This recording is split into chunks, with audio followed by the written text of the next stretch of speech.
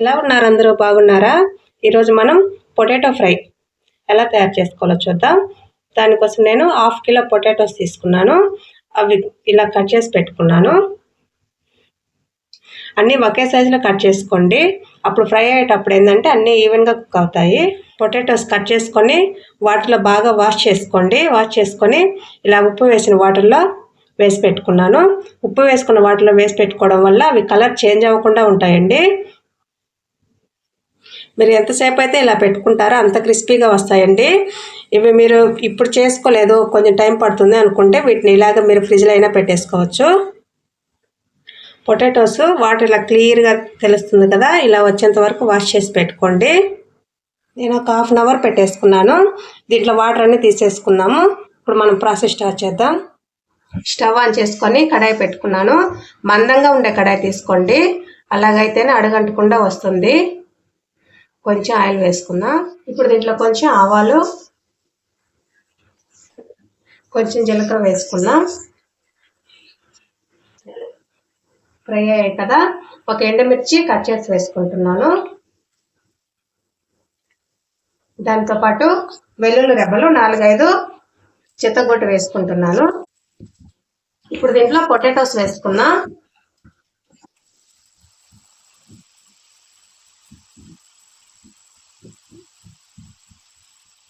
ఇప్పుడు దీన్ని అంతా ఒకసారి కలిపేస్తున్నా.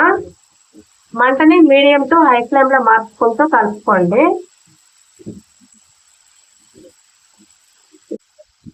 ఇది ఒక 80% కుక్ అయ్యేంత వరకు ఫ్రై చేసుకున్నా.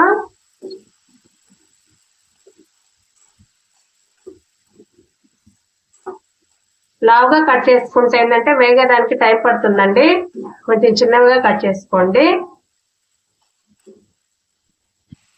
నేనైతే మూత పెట్టకుండానే ఫ్రై చేసుకుంటున్నాను, ఎందుకంటే మూత పెడితే ఏంటంటే వాసన వస్తుంది కదా, అప్పుడు ఏంటంటే మెత్తగా అయిపోతుంటాయి.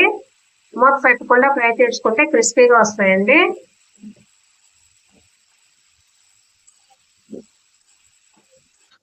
మధ్య మధ్యలో కలుపుకుంటూ ఫ్రై చేసుకోండి, అలా అయితేనే మీకు ఈవెన్గా కుక్ అవుతాయండి.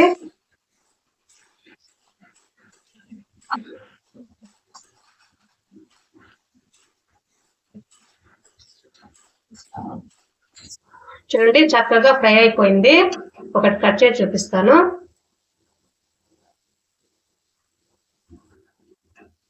ఇప్పుడు దీంట్లో మనం మసాలాలు వేసేసుకుందాం.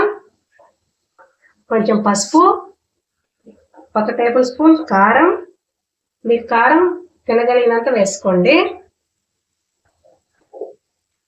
ఒక 1/2 టేబుల్ స్పూన్ ధనియాల పొడి వేస్తున్నాను. రుచికి తగినంత సాల్ట్ వేసుకున్నా.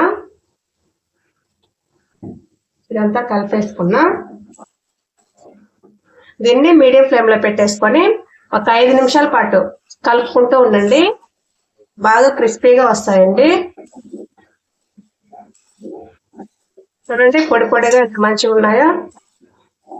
నేను దీంట్లో తెల్లగడ్డ వేసాను కదా, మీరు దానికి బదులుగా ఇంగువ పొడైనా వేసుకోవచ్చు.